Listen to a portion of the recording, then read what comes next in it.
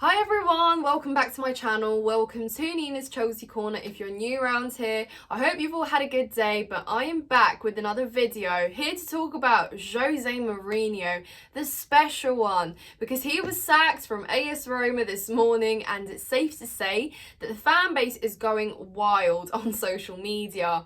I think I only saw a couple posts about him actually getting sacked, but so many about him actually coming to Chelsea for the third time. So we're here to talk about it today, guys, but before I get into the video, I'm going to ask you to like this video, subscribe to my channel if you're new around here, and as always, let me know your thoughts in the comments down below as I go through mine.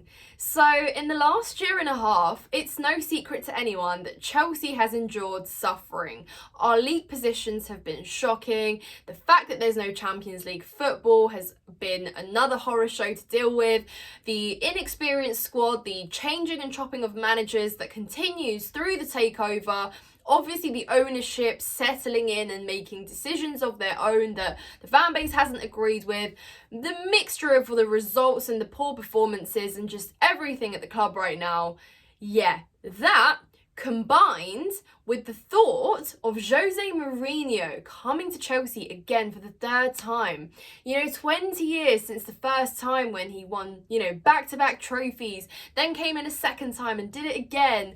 And, I was 3 years old when he first came in. So that's actually mad to think. But, him being able to build such a strong affinity with Chelsea fans, something that isn't a given, something that's earned and something that he has done, the most successful manager.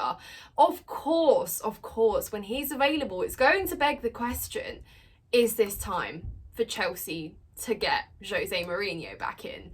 Let me know your answer to that before I get into mine. But again, guys, I think that the combined suffering we've experienced with the lack of trust that we have in our current manager Pochettino, with the poor results and the potential trophies looking far reach and more far than ever than they have before, being competitive, being something that we're not for the first time in so long, is amplified more by the fact that, we need someone that can make change, that can probably win you a trophy instantly. I think all these factors combined are the reason that Chelsea fans are so excited by the prospect of his return again. But, and there's a big but here, guys, and I think that this is time for me to say that no matter how much I love José Mourinho, no matter how special of a place he has, of course I'm going to get excited about the thought of Jose at Chelsea. However, I just think it's the wrong time. And hear me out, guys, for anyone that's shouting at me through their phone right now thinking, Nina, how on earth are you backing Pochettino and you won't have Jose over him right now? Hear me out. So let's stretch right back to the takeover of ownership, guys. What was the first thing that Clear Lake, the ownership, did when they came through the door? It was sack Thomas Tuchel, a man that won us 3 big trophies how long was he at Chelsea? 18 months. In 18 months at Chelsea, won us 3 big trophies and then was just sacked like that. Shocking, shook the whole fan base at once, just on a random day. And appointed Graham Potter for 5 years, the man that was supposed to lead Chelsea to this new bright future of becoming a sustainable squad that sticks to one manager and competes for trophies. A new sporting model that hasn't been done before, buying and recruiting young talent and players from all around the world that are supposed to come good one day. Going for players that are under the age of 25 and have showed potential, not necessarily well established or anything like that, but have shown something that makes them look promising for the future. Making all these decisions and then obviously it backfiring because Graham Potter's spell just started to crumble and deteriorate.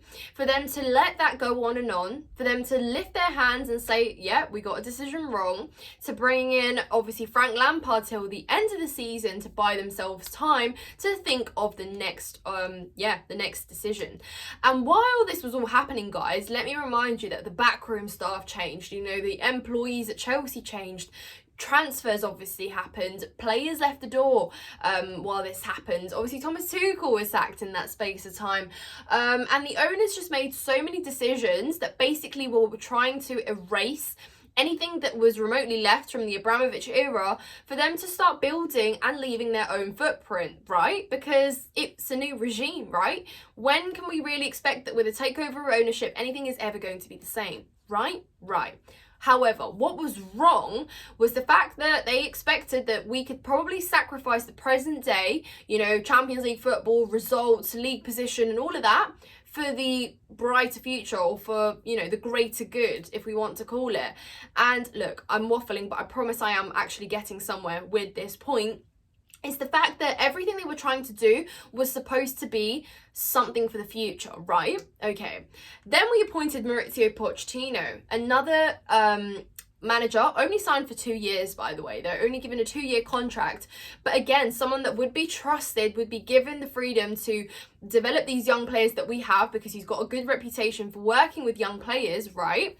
To, yeah, hopefully come good. However, we have had a very poor start with life under Maurizio Pochettino, and a lot of the fans want him gone, they want him sacked, and they don't believe that he is going to be a manager that will bring us success in years to come.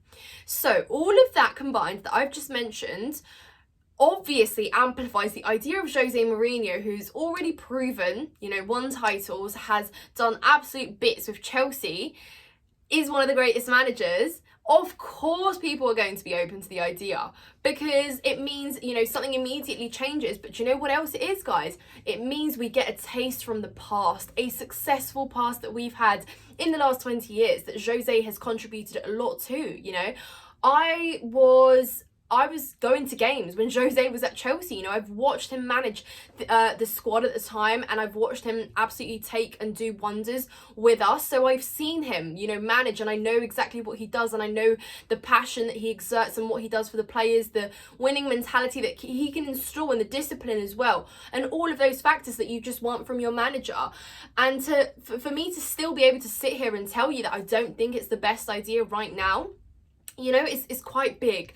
And why on earth would the owners, you know, they wouldn't appoint Jose Mourinho, because first of all they wouldn't see eye to eye, and second of all they're trying to build something of their own here, aren't they? Why then, after changing so much of our old regime, would they bring in the one man that made that old regime partly so successful? So this is exactly what I mean of it going backwards. And if they do that, for me, then they don't know what they're doing at all. Like, don't get me wrong, as in, not that it's a stupid decision, but it's the fact that they don't actually have a long-term plan here, and they don't really think Pochettino is the man either.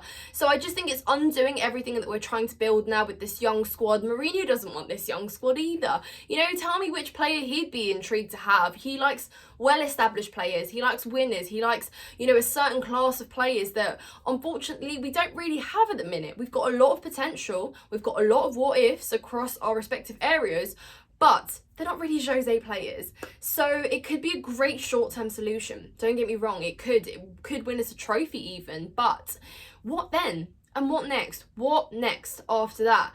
Because we're probably not going to keep him, and he won't really last that long either. You know, things we know can go sour when Jose's at a club. You know, there's that honeymoon phase, and he can absolutely do and be brilliant for you, but we know that around the corner there could be that sour feeling. And I read something really funny, so shout out to anyone who said this if you are watching. I don't know if you would be, but someone said something like this being a case where you're really fond of a certain ex and like you're keen on that sort of idea, but you know that it's just not going to be good in the long run and in terms of where we're headed. So for me, that just will raise questions of what we actually are doing. You know, it's a new regime, it's a new project, and I just think that partly why we're so intrigued and open to this idea or even excited by it is because we get to have potentially a taste of what it used to be like, because we miss it. You know, Chelsea, we all agree, is not where the club needs to be at.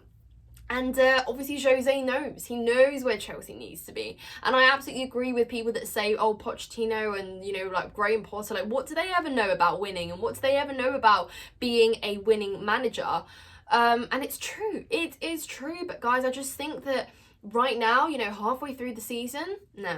But anyways, guys, it's not really going to happen. I just wanted to talk about it as if it were, because I know and I love the idea behind it. Trust me, I do. But I just think it's the wrong time, and I just don't think it is the best thing to do.